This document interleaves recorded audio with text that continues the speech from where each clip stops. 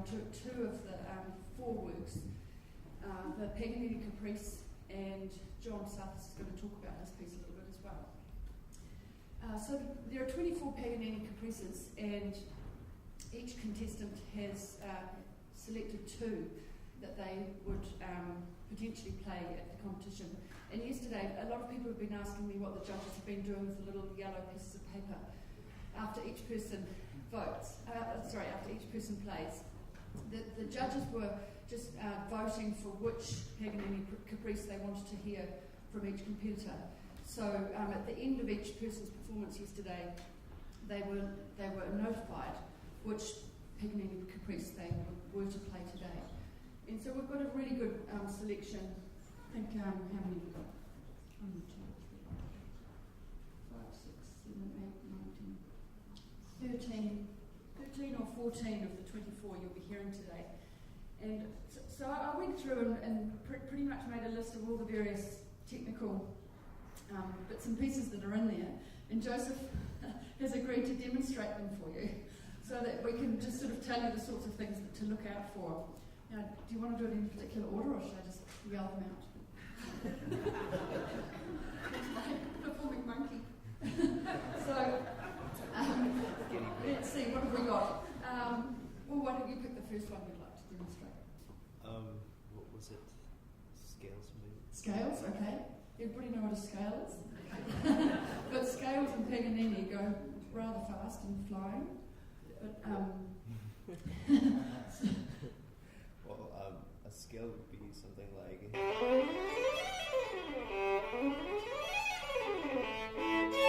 It can go in slower, faster tempos, up and down, kind of Yeah, and if you were here the other night when Joseph played, you got to hear scales and left-hand pizzicato at the same time.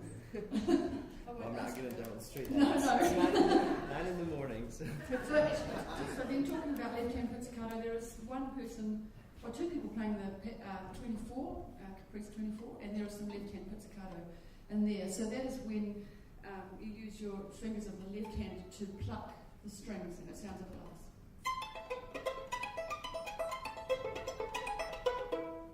So he's using his bow to hit a few of the notes, but most of them are plucked with the left hand, which takes quite a lot of... Then you have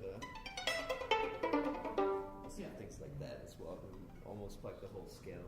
Right? So, and do you use the bow to hit the string for the notes that you're using your fourth finger for, because you can't, don't have a fifth finger to pluck above that. Yeah. Cannot play like that. And then the first Caprice has sort of broken chords, so you've got all four fingers holding notes down in the left hand, and the bow is going to be string crossing and potentially bouncing, but depends what people do. So we've got a few things here. You've got quadruple and triple stops in the left hand, and string crossings in the right hand.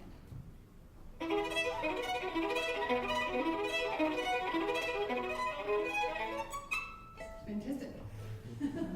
And let's see, we've got so the whole thing of stopping more than one note at once is challenging in that you've got the pitch of more than one note control. So you'll hear a lot of double stops. I mean, you've been hearing a lot of that all the way through the competition anyway. But when you just have to stop more than one note. So Joseph was stopping four at once just then. So you can have thirds.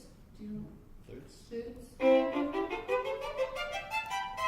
Excellent. So that's when the notes are just a major or minor third apart. And then sixths. Excellent.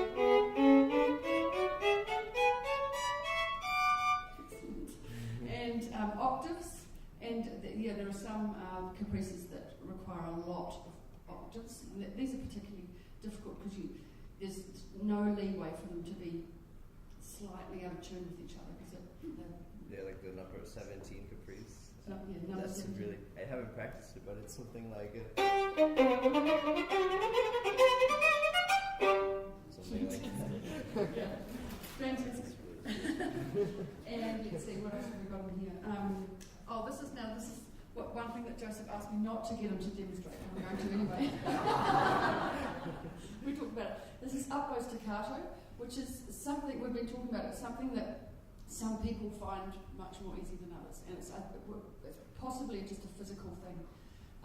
And Joseph was telling me it's something he has tried, worked on a lot, and you do it, but you can choose to avoid the pieces that, well, at least there are some caprices, for example, that really require a lot of it, and so if it's not one of the things that you feel really comfortable about, you wouldn't be nominating that as your caprice.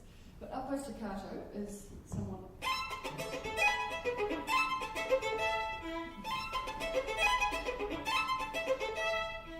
So that's when you do lots of up bows in a row, and is it number 20? That's number 24. 24. Yes, sorry, but the one with the really. That's 21 that 21. has all these staccatos. Yeah. And there is somebody performing that one, so you will hear some just up, and sometimes you'll hear down as well. Now what else have we got here? Staccato. And so there are different sort of bowing strokes off the string. Staccato is just a sort of a short bow stroke. Yeah. So you're using the bow to, the bow actually has a natural bounce in it. In some ways it's harder, exactly. If you just drop the bow on the string, it bounces. So that's the way the bow's designed. In some ways it's harder to play on the string really smooth because the bow likes to bounce. It's one of the things that we face with nerves. If you notice somebody's not completely comfortable, their bow might be bouncing, it's because the bow actually likes to bounce. So it requires a lot of control to not let the bow bounce. But then there are really much faster staccatos, and that moves into spiccato, so it's just a really fast bow stroke. Maybe like a sauté kind of. Yeah. So you're using the bow to get some articulation and bounce, and all the various different speeds of that sort of bow stroke you use to get different characters within the music. And then you've got the opposite of that, which you've obviously heard a lot of. It's just really smooth playing. It doesn't have to be caprice. Oh yeah, he's got an idea.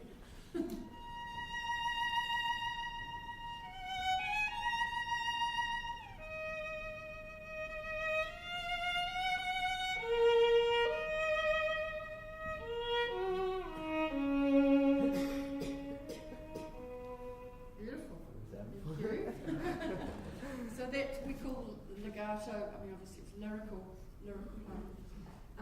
In the caprices, you'll hear some lyrical playing where they have to do double stops at the same time. So a lot of these techniques, you're going to have to do multiple techniques at once. Ricochet, we did ricochet, didn't we? Yeah, but that was the bouncing bow.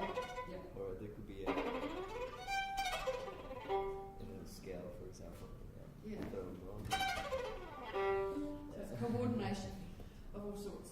So, in some ways, the list of all of these techniques, I mean, there will be more details within the caprices, but pretty much they're made up of all of those different techniques. So, thank you, really. That's fantastic to hear those. I don't know if anybody has it. Oh, yes.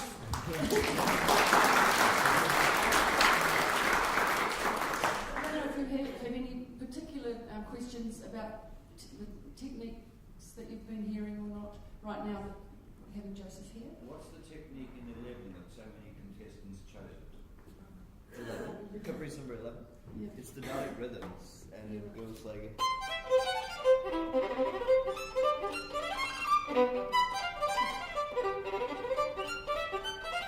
Something like that. That's Yes, 11. It's a really characterful one, and there are lots of double stops. But it also starts very really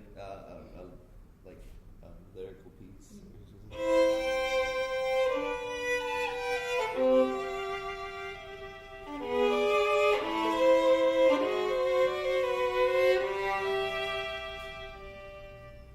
It's a competition favorite because it has the lyrical part to it, and then the very fast technique, and it's one of the most beautiful caprices there is. Yeah, because it really is important that the competitors play these pieces in such a way that they're not just technical exercises, and that's where the real skill comes to make it into music. I asked Joseph the other day how the hell he did the pizzicato and Probably a lot of practice on it. Anything else? Well, thank you. That's fantastic. Right.